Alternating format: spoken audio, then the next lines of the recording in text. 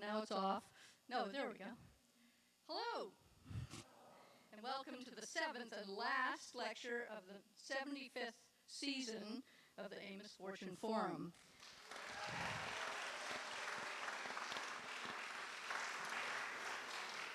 My name is Sarah Bowen. I'll be introducing Steve Zakon-Anderson tonight, and as you heard as well, playing some flute. There are some announcements to make, however. I would like to draw your attention to the begging bowls. I believe there's one there and one at the back. And it would be wonderful if you would consider supporting this wonderful series as you leave.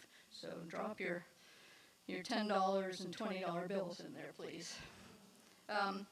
You will also notice there are cards on your seats with pens, and please be sure to fill them out. There are 5 reasons. We would love comments and feedback, suggestions for future topics and speakers. There's always a need for volunteers and to become active in the forum, so please let us know if you'd like to do that. And then please tell us how you heard about the forum, as we like to use your generous donations wisely for publicity, and I think that you can check off boxes there. And finally, if you'd like to be on the mailing list, please put your address there. There's also a website, amosfortuneforum.com, where you can find additional information about the speakers, as well as links for listening to tonight, as well as the other talks. And also I think you can put suggestions and comments on the website as well. In 1946, when the founders of the forum were planning this series of talks, it was deemed that there would always be an arrangement of fresh flowers on either side of the stage for each talk. In honor of the 75th anniversary, we have had 2 arrangements on the stage throughout the season. We'd like to thank Tony Gildone and Sam Green for sponsoring the flowers for tonight's lecture, as well as Bonnie Call for her artistry in creating these beautiful arrangements.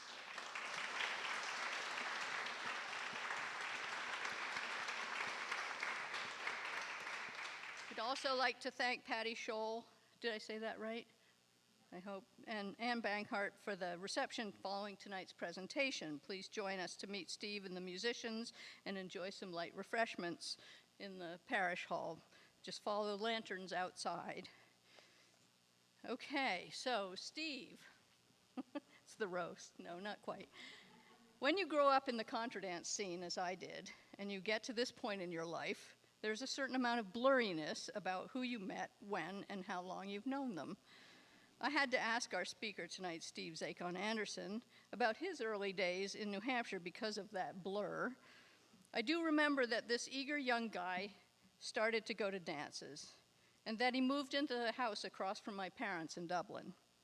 And then he started to hang out with Bob McQuillan and Pete Colby and April Limber, also known as New England Tradition.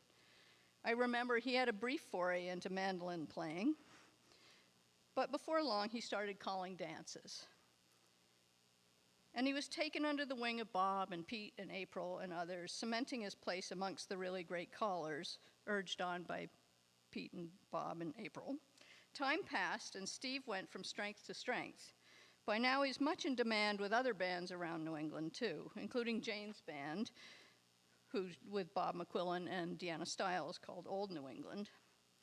Then he met the lovely Betty Anderson, and they ended up in Hancock, starting Fiddleheads as well as their family. Though being a chef was Steve's second love, he burnt out on that, no pun intended, and went back to school to become a middle school math teacher. I suspect this was so that he could have summers off, which enabled him to travel around America calling dances, or maybe he just liked teaching. As musicians, we love playing dances when Steve's calling. He's just a lot of fun. And yes, he lets us play pretty much what we want, which is not always the case with callers. Tells great jokes, none of them clean. And the dancers all seem to have a terrific time. Please welcome Steve Zakon-Anderson.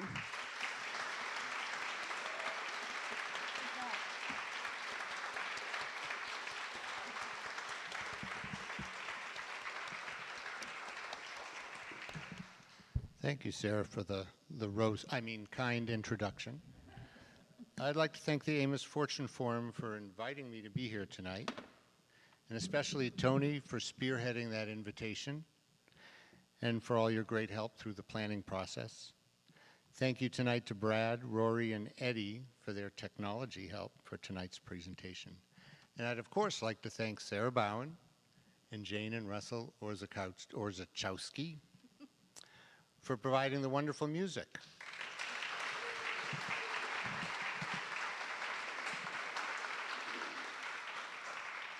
And I was watching, and I saw a lot of toes tapping out there. So you just can't help yourself, can you? And finally, of course, I'd like to thank all of you for coming. Thank you for being here tonight. As anyone who has been around contra dancing knows, callers like to talk. That wasn't supposed to be funny. And in particular, we like to talk about contra dancing. Well, I hope to cover much ground about contra dancing tonight, what it is, where it came from, and perhaps where it's going. But first, I'd like to share a bit about my own journey in the contra dance world. It would be an understatement to say that I had no idea what I was getting myself into when in 1980 I walked into my first contra dance in this hall in Francistown, New Hampshire. At the time, I was teaching third grade and mentioned to a friend that I wanted to find a way to meet some people older than 8 years old in the area. She suggested going to a nearby contra dance, and that suggestion changed my life in many ways. My second dance at the Peterborough Townhouse followed soon after my first, and before long, I was traveling to dances all over New England, dancing 3 to 4 nights each week. By 1983, I'd embarked on a calling career that has now lasted for 39 years and has included calling in over 40 states and a number of other countries. I've been lucky enough to have called regularly at the beautiful Peterborough Townhouse since 1985. An extra bonus was meeting my wife, Betty, at a dance 30 years ago. I mean, when I met her, she wasn't my wife, that might have been grammatically wrong. And then attending family dance camps together for years with our 2 boys. The boys both love dancing still, and our oldest son, Sam, has a contra dance band of his own. You can probably imagine how thrilling it is for an old dad to call with his son's band. So for any of you here tonight who might never have been to a contra dance yet, I will start with a short description. First and foremost, a contra dance is a social event. Everyone is welcome, with or without a partner, as it is common for everyone to change partners for each dance. No special outfits are needed, although comfortable shoes are recommended, and the atmosphere is warm and inviting to both experienced and new dancers alike. The dances are set up as a pair of long lines that are made up of partners standing across from each other. These couples will dance together as well as dance in foursomes with adjacent couples known as their neighbors. Each dance has its own sequence of moves or figures that make up the pattern for that dance. The moves include many that are familiar, like do-si-do, swing, allemande, and much more. Before each dance, the caller teaches the pattern with a walkthrough, and then after the music starts, continues to prompt the dancers throughout the approximate 10-minute duration of each dance, as the pattern repeats and repeats with the music. The key feature of every dance is when each couple moves on from their current foursome to new neighbors, as the tune and dance sequence starts over. In this way, each couple interacts with all the other couples in their contra line. We call that progression, and as in life, progress is one root of happiness. Community and belonging are also important ingredients of happiness, and as you will hear, they are also defining characteristics of contra dances. When I first walked into that contra dance 4 decades ago, that feeling of connection and shared joy was evident, and it continues to this day. The fun of a shared experience, the friendships made, the music and moving to the music in such an easy way is captivating and brings you back for more. And I feel pretty sure there's a number of folks here tonight that would agree with that statement. As part of my research for tonight's discussion, I surveyed dancers from around the country, asking them how they would describe contra dancing to someone who is unfamiliar with it in no more than 2 sentences. I found that the answers to that question came in 3 categories. The first group described what you would physically experience at a contra dance as I just described. The long lines, the progression up and down the set, the interaction with neighbors, the caller prompting, and the importance of live music were all cited. Some also mentioned the fact that you will often see multiple ages representing 2 or 3 generations at a contra dance, both on the floor and sometimes in the band, accentuating the fact that contra dancing is often a family activity and that a passion for it is often passed through the generations. We see that in tonight's band with Jane and her son Russell. And as I mentioned, with my own son going into the family business, as it were. The second category of responses were those that compared contra dancing to other dance forms with a higher recognition factor, such as square dancing or line dancing. I want to share a few of those responses I received. Like square dancing, but in a line, but not line dancing. Square dancing crossed with country line dancing, except better than both. This is a good one. It's like square dancing and line dancing had a love child raised by hippies. You can't make this stuff up, right? I don't compare to squares because I've had several people react negatively. If someone asks if it's like squares, I say they're distant cousins and move on. So this last comment addresses the concern that some people might hold a negative opinion of square dancing, perhaps from their experience in elementary gym class. So this person prefers to minimize the shared attributes. The last category of responses, rather than talking about the nuts and bolts, spoke more to how it makes them feel. And I'd like to share some of these as well. A social gathering where you don't have to say anything. Social without pressure, an endorphin rush of joy, an inclusive scene, a way to connect the best live music. Contra dancing brings joy and laughter and friends into your life. It is fun beyond words. A giant moving people puzzle set to music.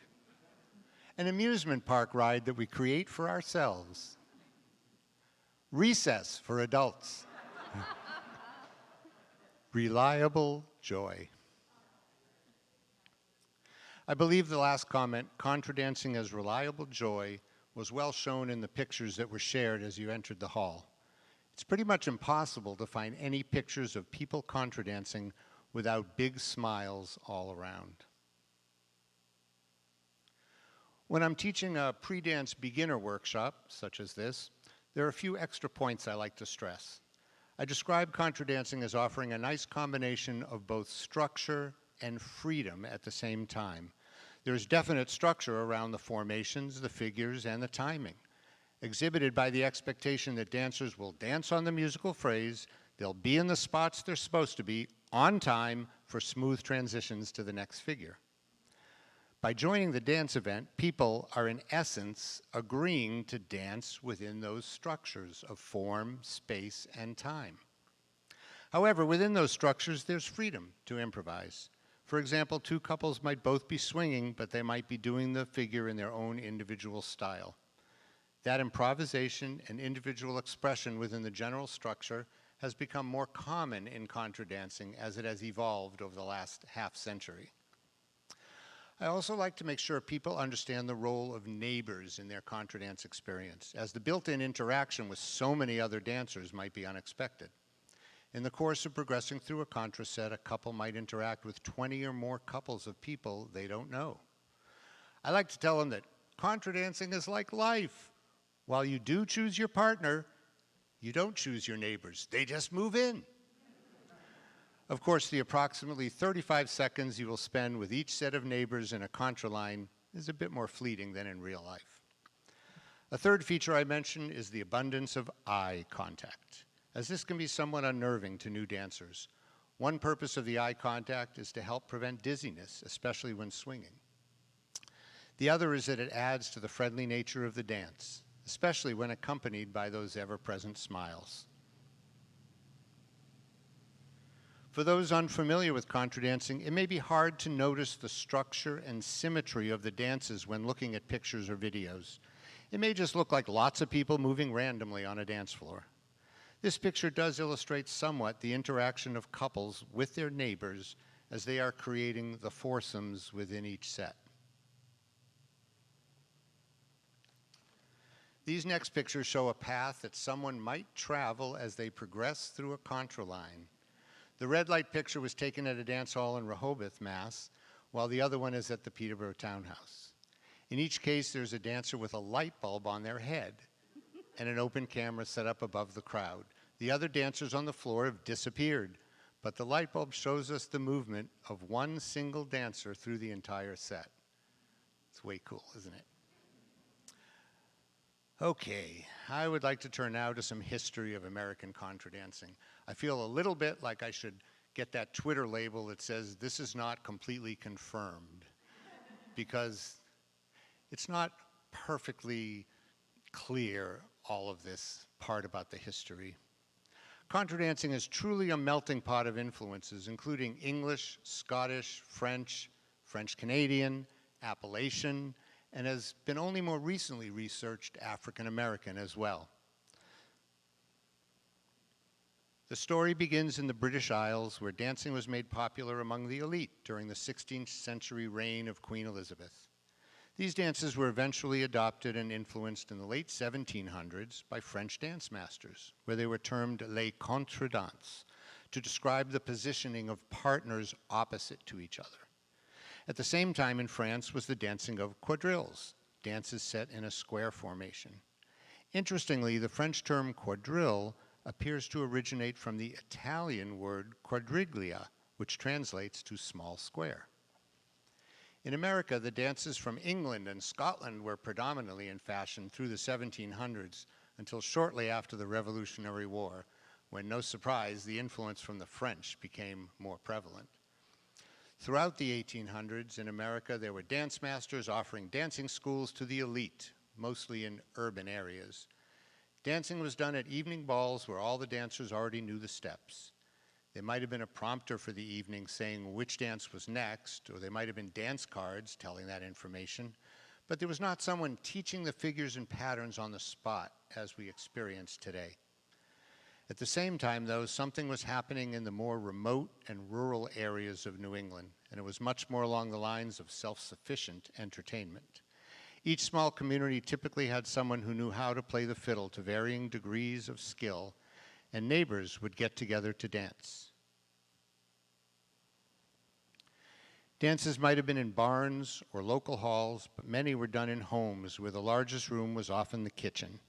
These dances were called kitchen junkets, and they might have been held at the end of a special occasion like a barn raising or just a way to gather together with friends and family. One description of kitchen junkets had the fiddler sitting in a chair up in the sink to be out of the way. The dancing might break for a communal meal towards midnight, and then they would continue dancing and singing. Over the course of the 1800s, different dance forms went in and out of favor.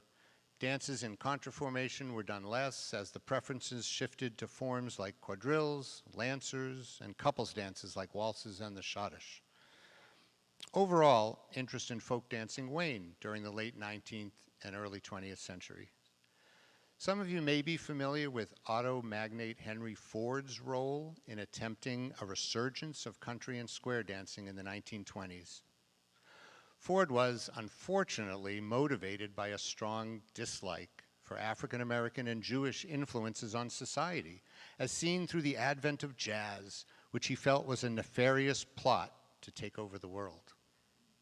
I imagine Ford was unaware of some of the strong links between African American slave traditions and American country dancing, as he considered square dancing to be a strictly white activity. Ford spearheaded this effort by publishing books about dancing, building dance halls devoted to square dancing, as well as supporting schools around the country to provide programs in American square dancing, with an emphasis on proper etiquette and form. That well may be why so many of you encountered it in gym class. Here is a short clip with no sound of the way dancing was meant to be done according to Henry Ford and those that worked with him.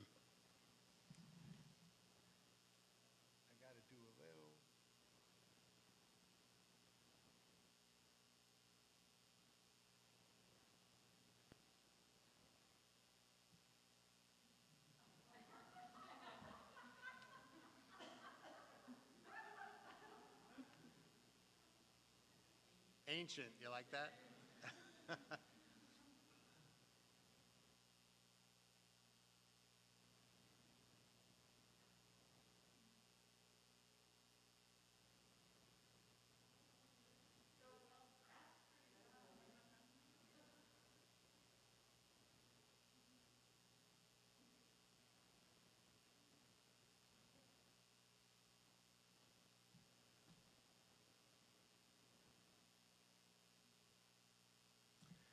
In spite of the efforts of Ford and others, big band music, jazz, and swing dancing grew in popularity, and the interest in square and contra dancing declined. In the 1930s and beyond, however, contra dancing did survive in small communities, mostly in the Northeast, with the idea of local dancers dancing to local musicians continued. Bubbles. As an Expedia member, you earn points on your travels, and that's on top of your airline miles.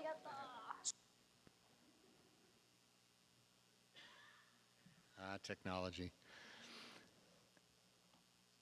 By this time, the dance leaders were known more as callers, and rather than needing lessons in advance, anyone could come to a contra or square dance evening and find that the dances were generally taught or walked through before being danced.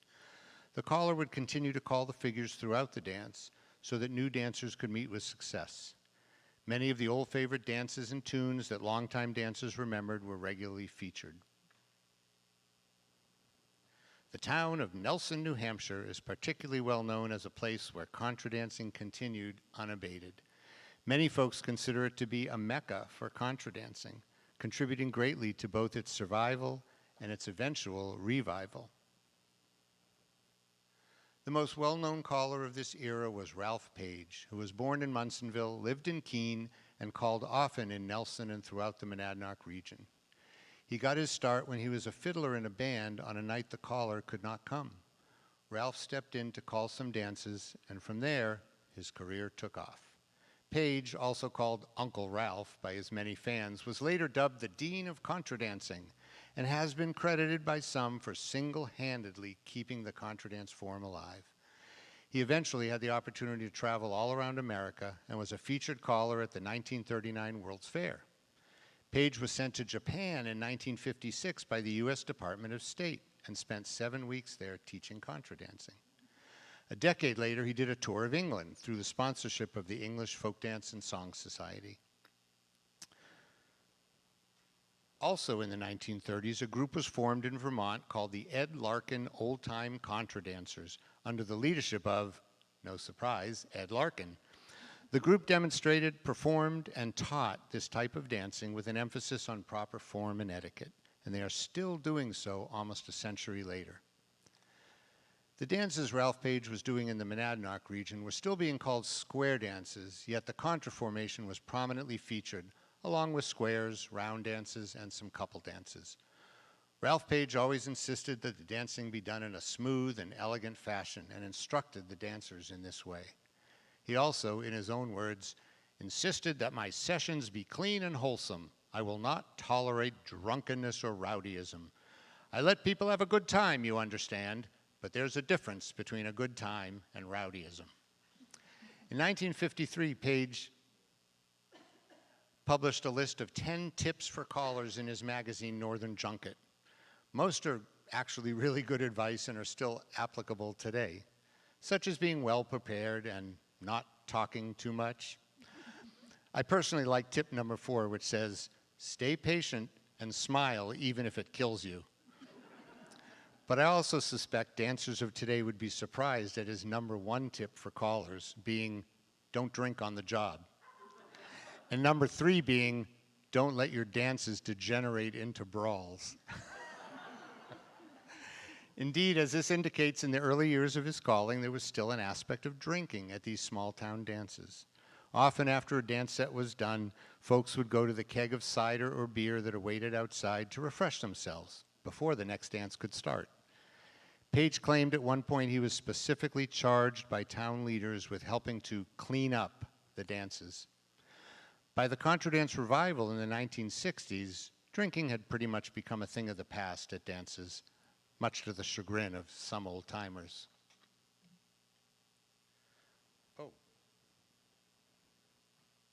The credit for the revival of contra dancing in southwestern New Hampshire begins, some claim, with the young folks who had moved here to live a back-to-the-country lifestyle.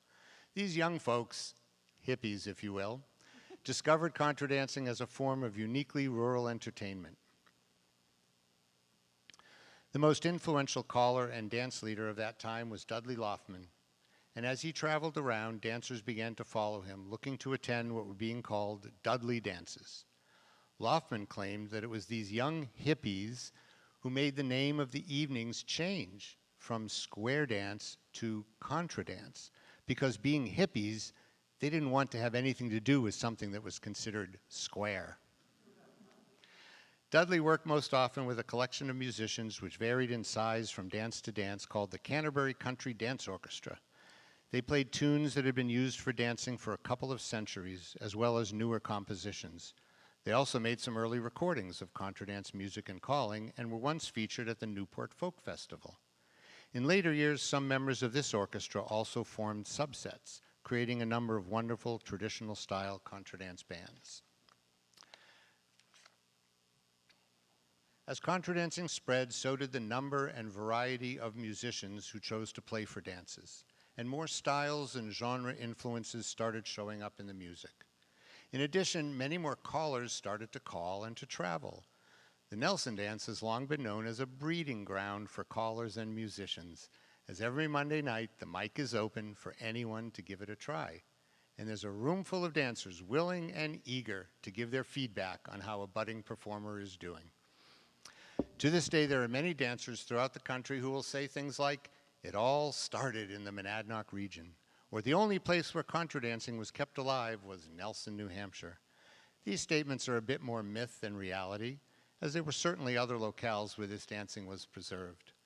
But the myths were propagated well by some of the larger-than-life personalities involved in the dances back in the 30s and through the revival years. One of these folks was musician, author, and Nelson regular Newt Tolman, as well as Ralph Page himself. So while our beloved region may not have been the only place that continued the old dance traditions, there's no doubt that the Monadnock region has played a vital role in the survival, revival, and export of this thing we call American contra dancing. I do still find it amusing when a dancer on the West Coast or somewhere else far afield will speak in absolute reverential terms about Nelson, New Hampshire, when they learn that I've actually danced and called there. While at the same time, most of the population of New Hampshire, if they are not contra dancers, are quite unaware of the existence of this little town. I also appreciate the irony of the current popularity of American-style contra dancing in Canada, England, and throughout a number of European countries, as American contra dancing has returned to some of the very places where its roots lie. In the 1950s, the modern Western square dance movement required participants to take classes to be able to navigate more and more complex figures, and to achieve an appropriate level of mastery to be able to participate. You might notice on one poster, they advertised 20 consecutive weeks of classes. In contrast, anyone could walk into a contra dance, with or without a partner, no prior lessons needed, no dress code, shoes were often optional, and fully participate in the whole evening. Most contra dances do offer brief workshops for new dancers before dancing begins. Some you see offer things like free your first night or free your second time or things like that to really encourage new folks. There are many others who were important to contra dancing during this revival, such as Duke Miller, Ted Sinella, Todd Whittemore, and Jack Perrin, who was both musician and caller. Musicians like Harvey Tolman, Rod and Randy Miller, Gordon Peary, and many members of the Canterbury Orchestra all made important contributions. Time limits me to just mentioning their names, but I trust some of you have had the good fortune to have danced to their music or calling.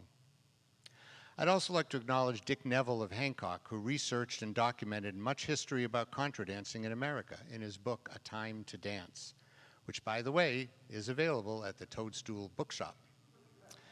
I really appreciate the recent conversations I've had with Dick. But now I must devote some time to speak about one other person who is central to the story of contra dancing in our corner of the world. Bob McQuillan, or Mac to the countless many who loved him, began playing music in one of Ralph Page's bands in 1947 and played until he passed away at age 91. Bob not only played for countless dances, he also wrote tunes for contra dancing, a collection that reached over 1,200 tunes, all of which were named after special people or places in his life. I had the pleasure of sharing the stage with Mac at the Peterborough First Saturday Dance for almost 30 years, and I treasure those memories.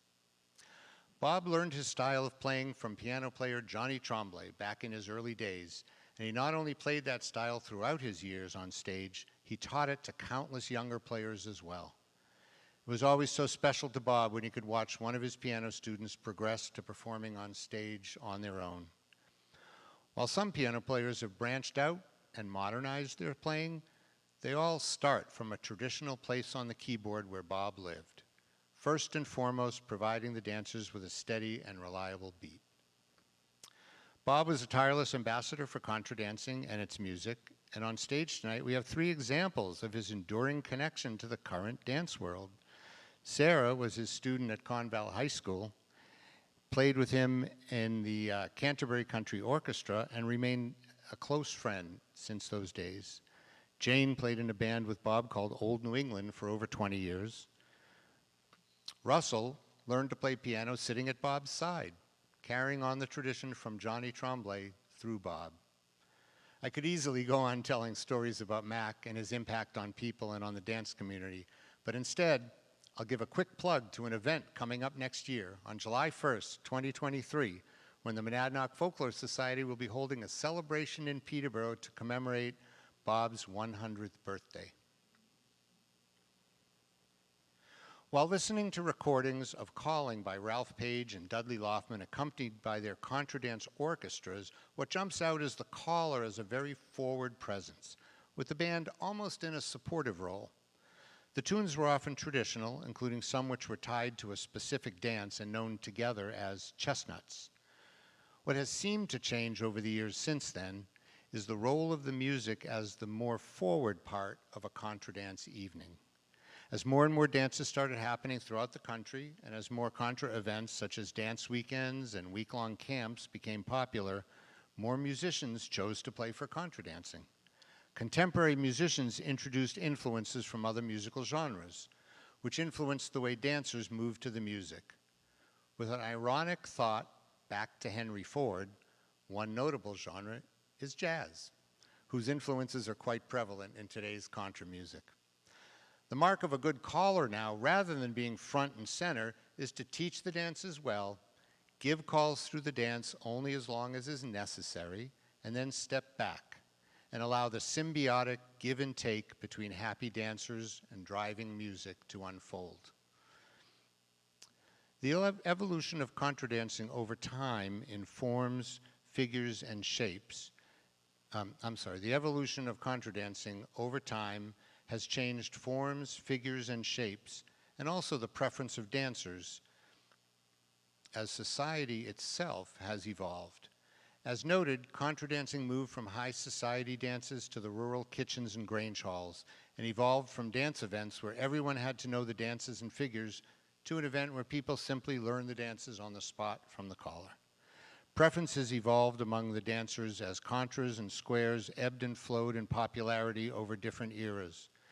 At most modern-day contra dances, there are often few, if any, squares still being called, yet in some locales, squares are making a comeback, especially the fast-moving southern squares with influences from Appalachian and old-time music, as well as wonderful singing squares.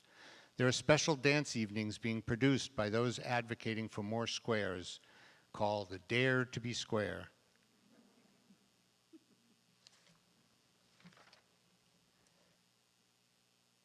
In older contra formations, couples had alternating roles and were called either the active or the inactive couples.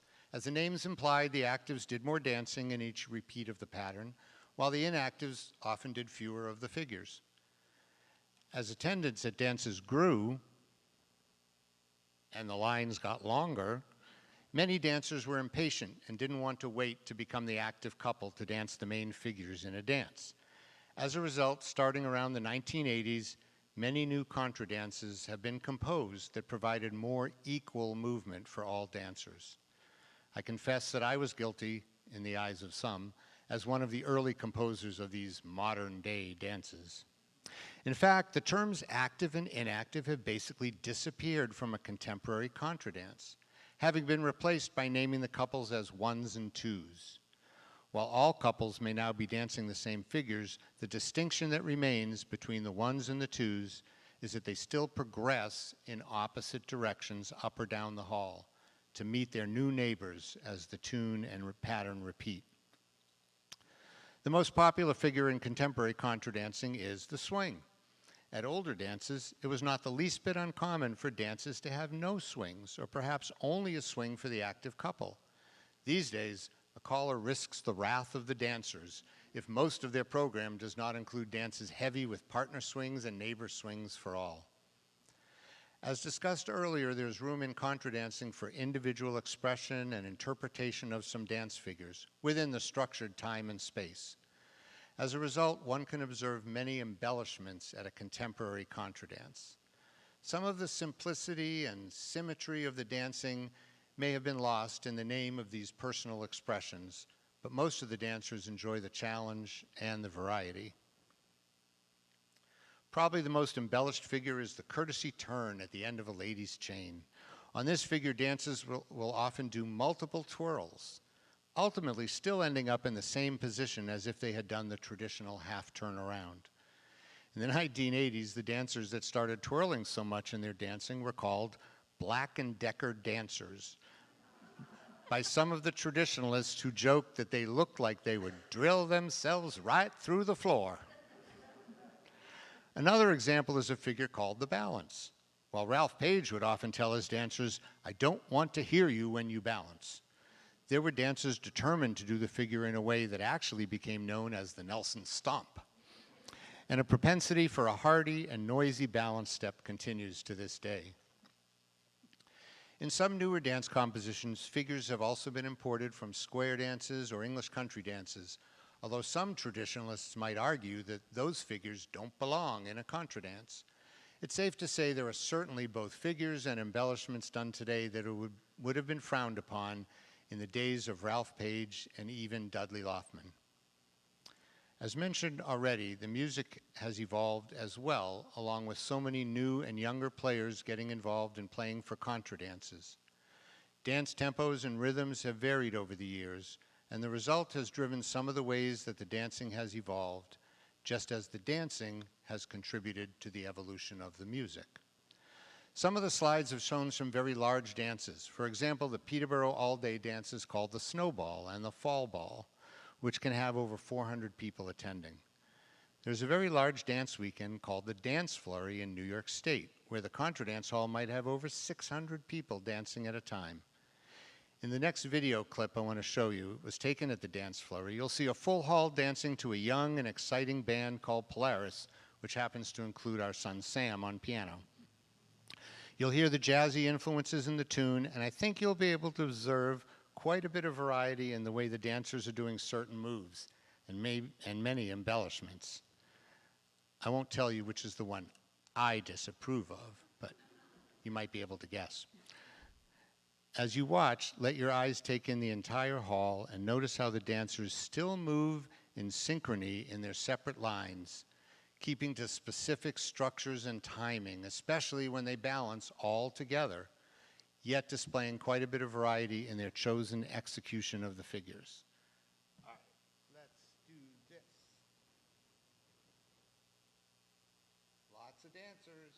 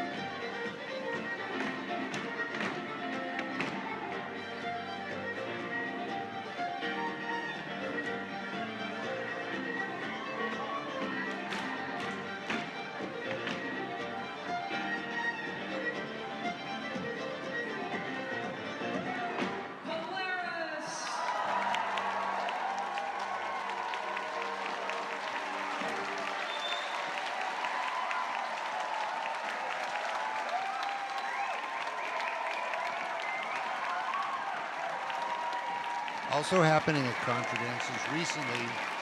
Oh, yeah.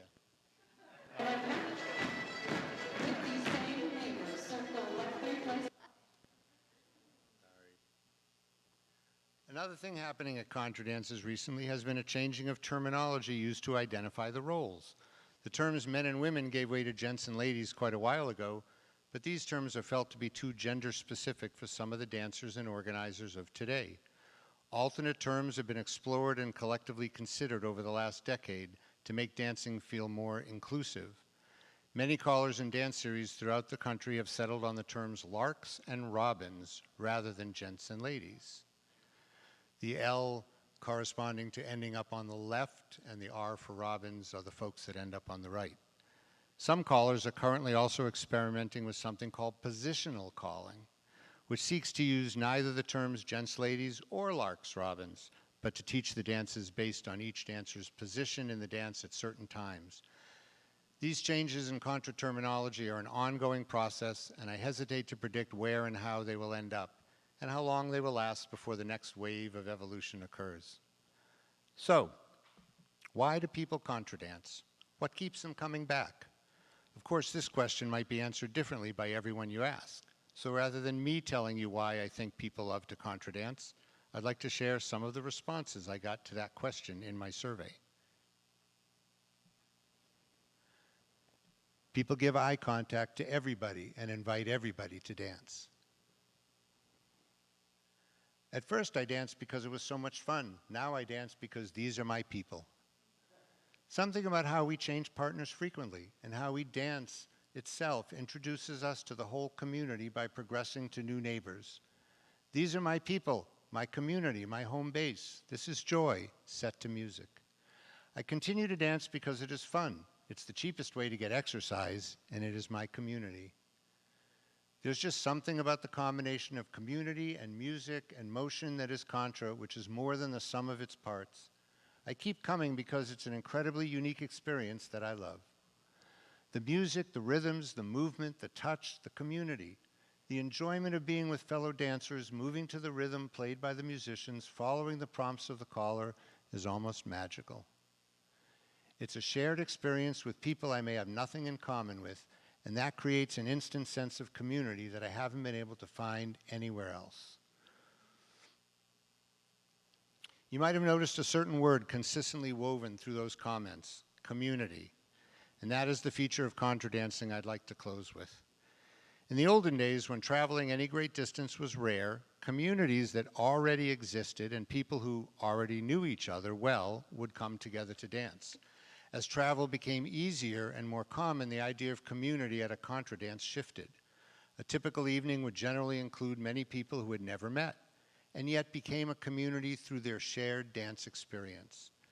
At the contra dance, common ground was immediately found on the dance floor. Dancers who know little about each other welcome each other, dance with each other, and interact as neighbors or partners. Many people who contra dance express the feeling of belonging to something as a positive benefit they experience. While contra dancing is still being done weekly or monthly at local dances, the small town feeling happens to be spread around the country. Dancers might travel far to attend dance events they love and to reconnect with friends there. Dancers who happen to be in another city on business or visiting family might ask, "Where's the nearest contra dance?" Similar to the expression, "it takes a village," the contra dance community is a village. And you can feel part of that village as well as a connection to the past whenever or wherever you are on a contra dance floor. So whether a regularly scheduled local dance or a large special event, it is all part of the extended and wonderful community of contra dancers.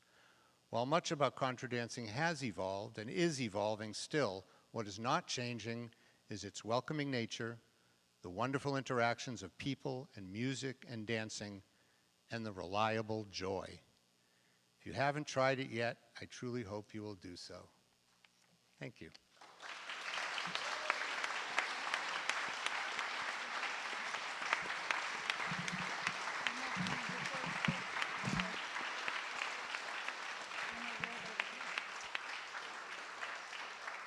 So at this time, there's typically questions, and I'm going to ask the first question on your behalf. Can we see an example of contra dancing? Sure, I'm glad you asked. So, we're going to very quickly move this stuff up here, and we're going to put a contra line here, and I've asked a few folks to come up, and what I'm going to ask you to see is two types of dances. The first one is very traditional, and you'll see actives and inactives. You'll see some couples or people not really moving as much because they are the inactive folks. And then after a few rounds of that, I'm going to switch the dance to something much more contemporary, so you'll get a chance to see what it looks like when everyone is moving.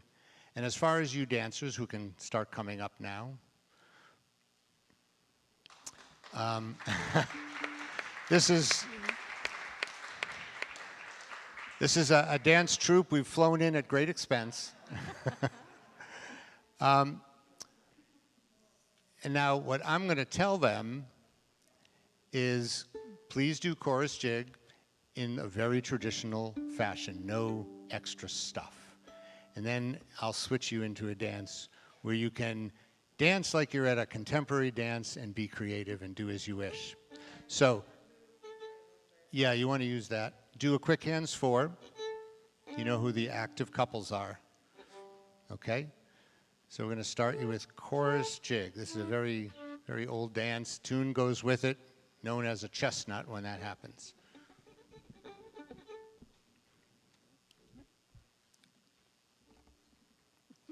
On. One's down the outside and back to place. And the ones down the center go 2 by 2. Come back home and cast off. Number 1's turn contra corners. It's right to your partner, left to your first. Now back to your partner, left to your second corner. Only the actives, balance and swing.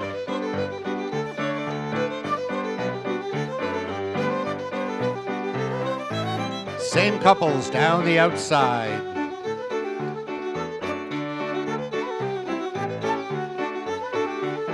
And down the center.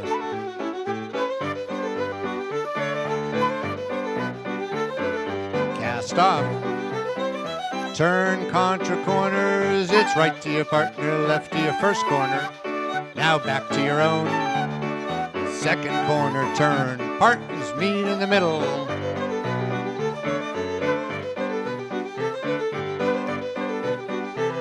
New actives at the top, down the outside.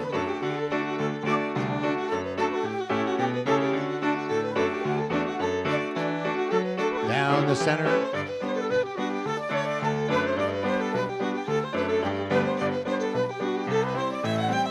Contra corners.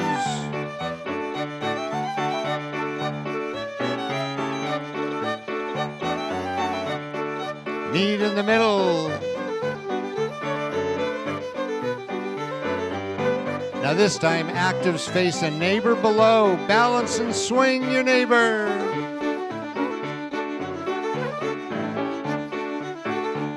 Now face across and the ladies chain. Same ladies, start a hay across. Meet your partner on the other side and balance and swing.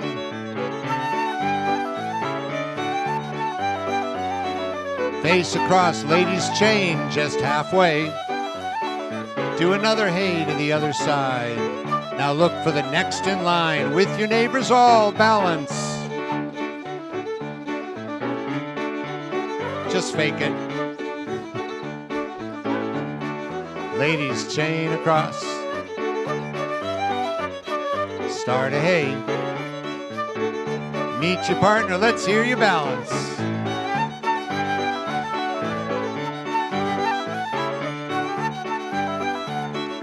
Ladies chain across. Ladies lead a hay across.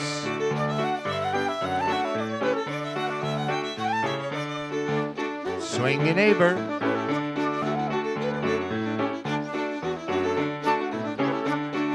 And chain. And hay.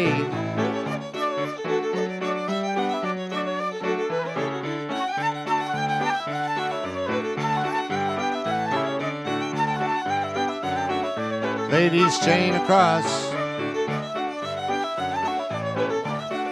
Hey across. Once more, find a brand new neighbor and balance.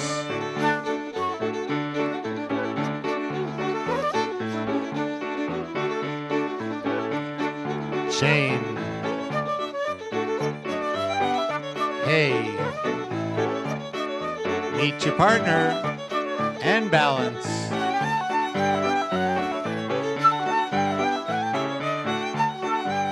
Face across, long lines, forward and back.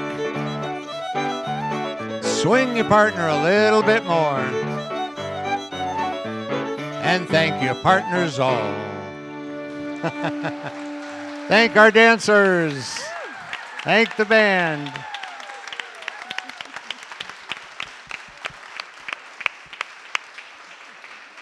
Thanks, guys. Good sports all.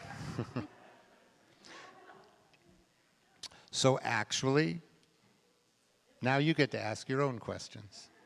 But that was a great first question. Does anyone have? Yes, sir. What nights are the dancers in the different locations? Good question. Well, is that a pre-pandemic question or a current question? Peterborough is always first Saturdays. Nelson is every Monday. But yeah. As a matter of fact, that clip of the dance flurry was in February of 2020, and it was one of the last dances. So right now, if you think about contra dancing, if you decide, I want to invent a super spreader event, you could not do better, because we're all so close, and everyone's hold hands and get close. And yeah, so they are starting up in the Boston area and in Western Mass. Everyone's wearing masks and everyone's vaccinated, and we're trying to get dancing going. But around here, when it's back, Peterborough, Milford is dancing, right? Fourth, yeah. In Milford, there's a dance.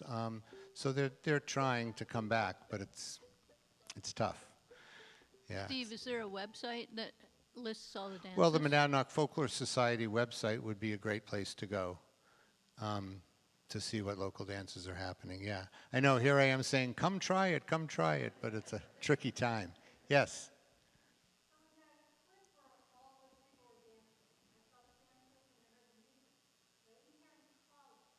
Right. So there's a walkthrough first, which establishes the pattern that's going to repeat. In a square dance, very often the caller keeps calling because they keep changing the figures, and the dancers really have to listen.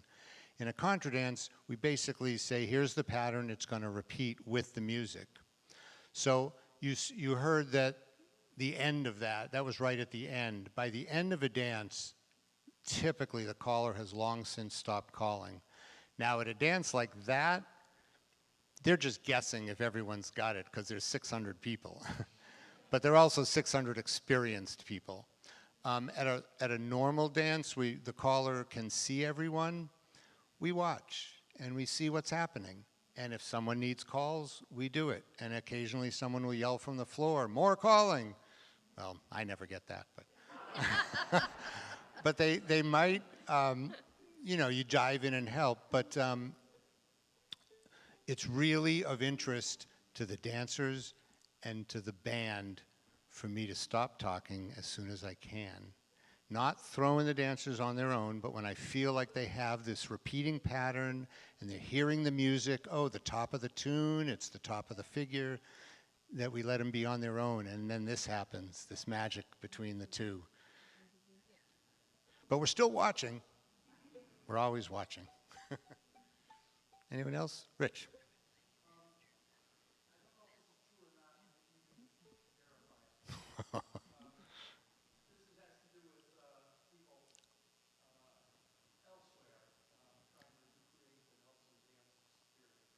Oh my.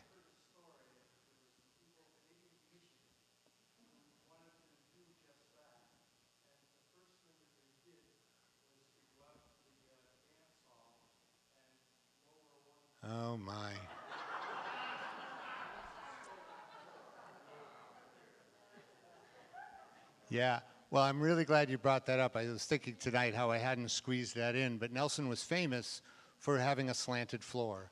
And you start with the sets here, and 3 rounds after the dance has started, you're all crammed in a corner.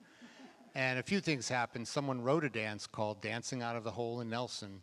And once through each dance, you go like this, but you never go back. So that was good. But then the hall has been fixed, yes? So there is no longer... Yeah, the floor has been leveled in Nelson. I've never heard that story. I love that story, if that was really intentional. Yes?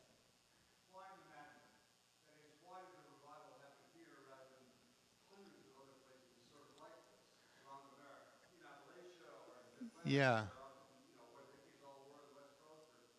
Well, it's a great question. I mean, the theory is that we had people like Ralph Page and Dudley, especially Ralph Page, keeping it alive, that it wasn't like people moved here and said, we need to come up with something to do. It was there.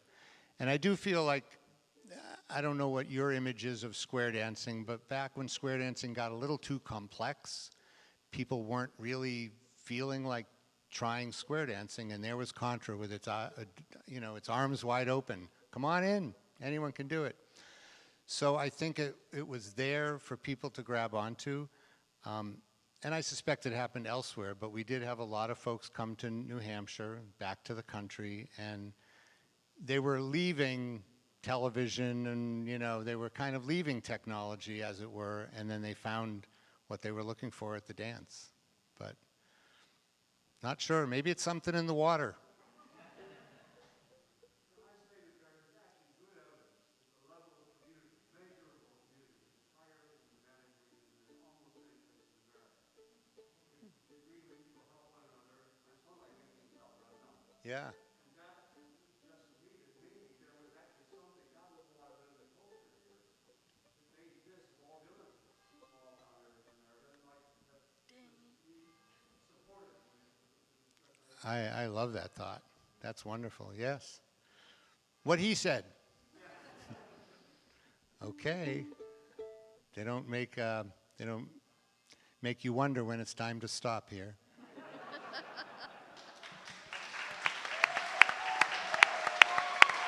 Thank you. Thank you, Steve. That was good. That was fantastic. Yeah.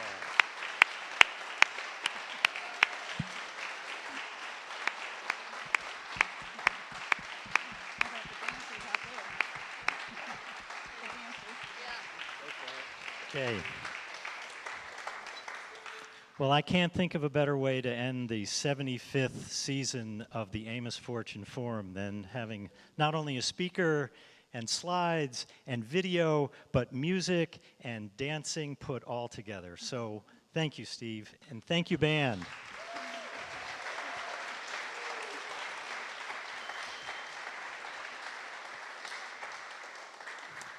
And as is the tradition of the Amos Fortune Forum, we have a half gallon of pure New Hampshire maple syrup for you.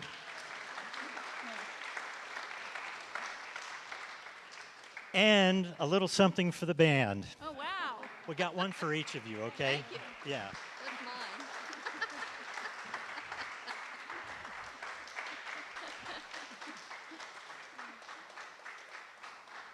And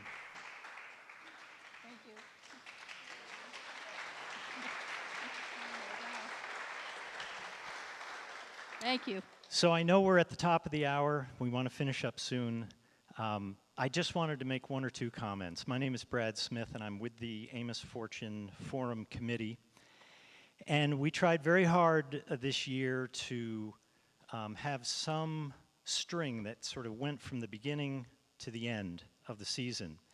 And some of you may recall that our first lecture with Carl Bernstein sort of laid out a fairly dark picture of where our society is today.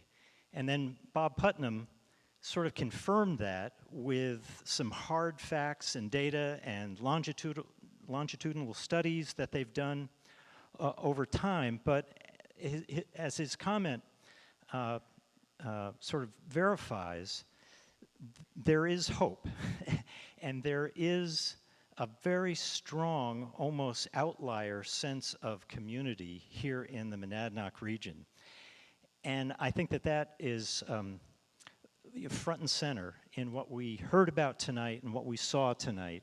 And so, you know, I walk away from this season starting a little depressed, but ending with great hope. And I hope all of you feel the same way.